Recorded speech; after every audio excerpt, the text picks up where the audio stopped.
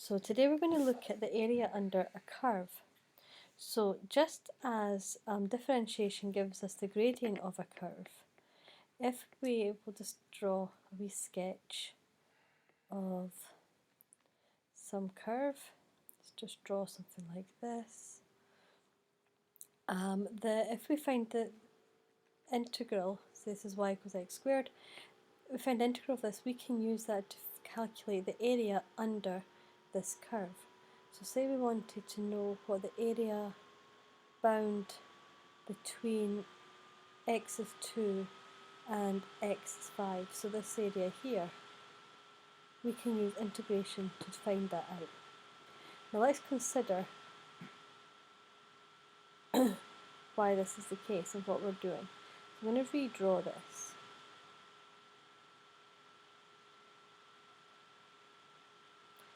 Now, let's see, this is 2 and this is 5. Now if we think that if we could draw lots of little rectangles, cut this area up into lots of rectangles and make them really small so that the curve here was so infinitesimally small it didn't actually matter, it didn't make any difference to our calculation. So let's just draw. So we've got all these wee rectangles, and so for an approximation of the area, it's going to be the sum. Remember this sign here, sigma, means the sum of all these wee rectangles, the sum of whatever y is for each one, times the width of these little rectangles, which we're going to call dx. Now, as dx tends to 0, then a tends to the integral of 5 to y dx. So in general,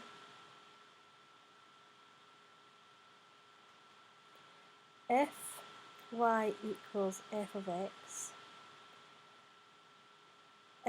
is a function where y is greater than or equal to 0, then the area A bounded by the curve y equals f of x, the x-axis, x-axis, and the lines x equals a and x equals b is given by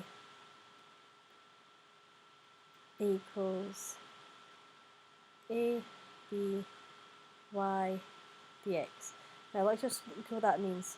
So if f of x is some function y is some function f of x, for y greater than 0, the area, so this area here, bounded by the curve, so that's our curve, and the x-axis, here's the x-axis here, and in the line x equals a and x equals b is given by the integral within these limits. So let's look at a couple of examples.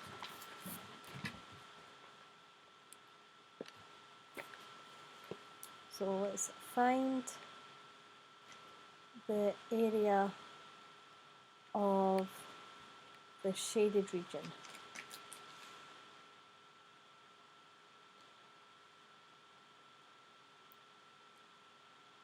X, we've got y, and we've got some curve y equals 3x squared. I'm going to do it between 4 and 6, and this is the area that we're interested in. So the area is the integral, 6, and we've got 4, 3x squared dx. So let's integrate this. This will give us 3 over 3x cubed, 4, 6. So 6 cubed is going to be 216. 4 cubed is 64. 3's cancel out there. So it's going to be 152. And because it's not stipulated units, you just write units squared.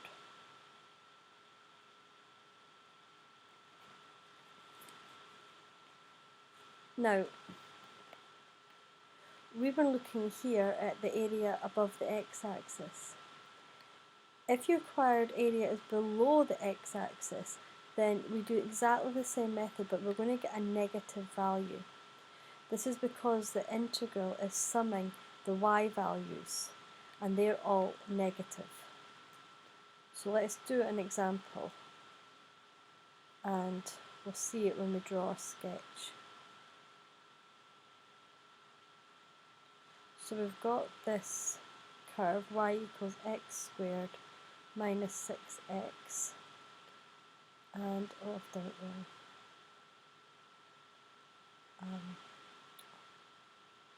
Redraw it.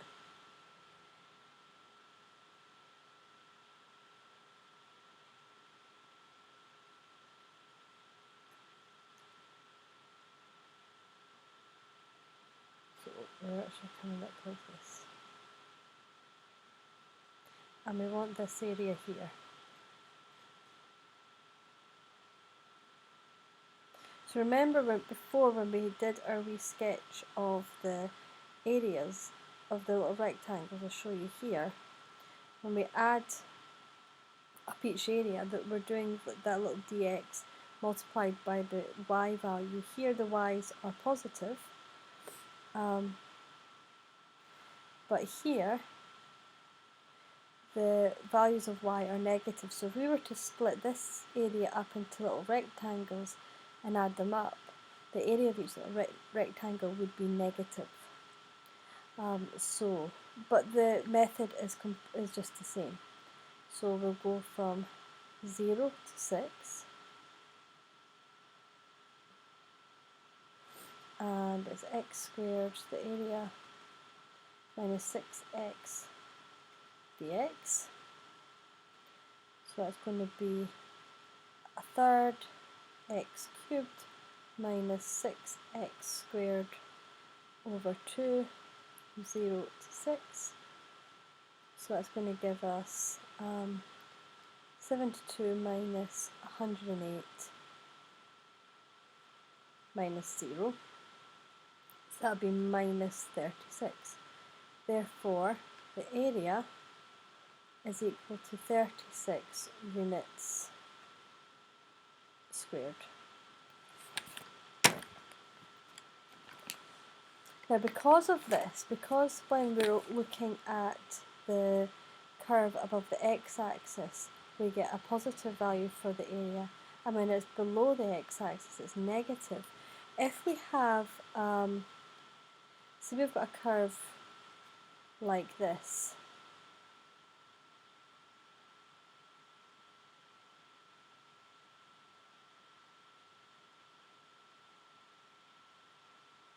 so we've got an area here which is above the x-axis, and we've got an area here which is below the x-axis. To be able to calculate these, we need to calculate this part and this part separately. So this is 2 and this is 6, and this curve is y equals x, x minus 2, x minus 6. So firstly we will do the part that's above the x-axis. So we'll find the integral of 0 to 2 of x, x minus 2, x minus 6. So the first step here would be to expand the bracket.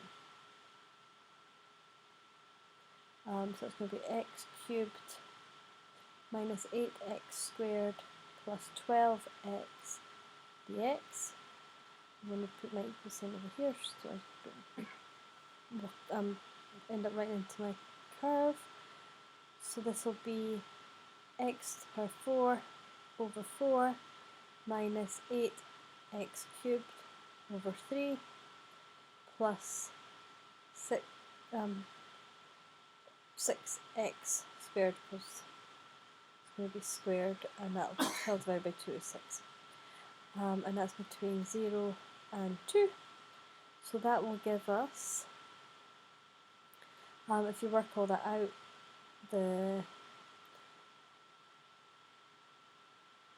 we'll end up with 6 2/3. Then we'll go through the same process this time with between 6 and 2. And again we've already expanded it, so I'm just going to write the expansion in.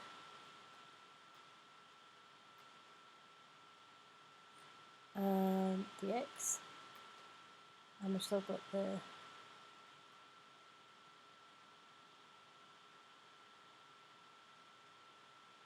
three,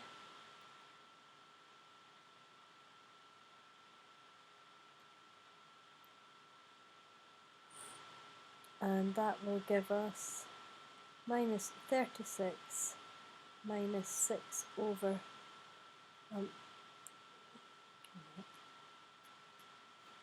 6 2/3, and that comes out minus 42 2/3. So therefore the area of the shaded region is the area of the first part, 6 2/3 plus 42 2/3, and that equals to 49/3 units squared. So, and finally we can have the situation where we have an area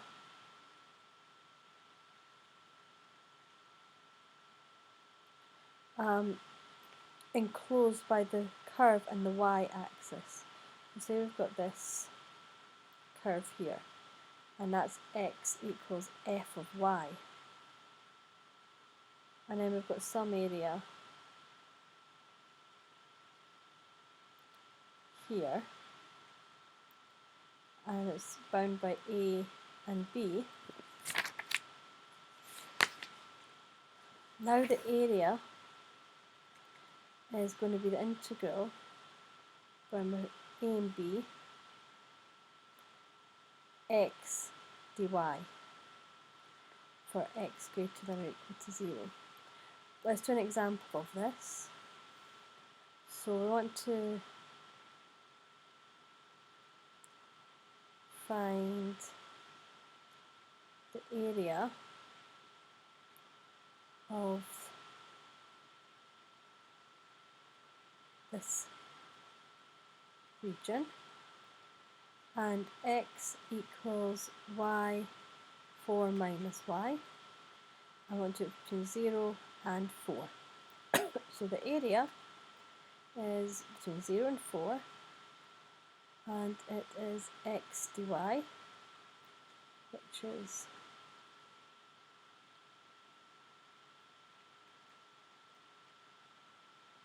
again, expand this out,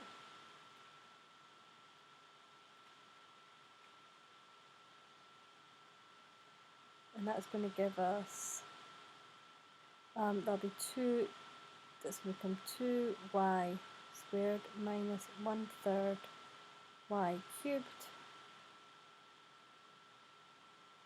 And I'm running out of space, so that's going to end up by sorting in for 4 squared times 2 minus 4 power cubed, 4 cubed, a third. That is going to give us 10 2/3, because the minus the values for 0 are going to be 0. So that's in units squared. So that's the area of this region. So I hope that makes sense.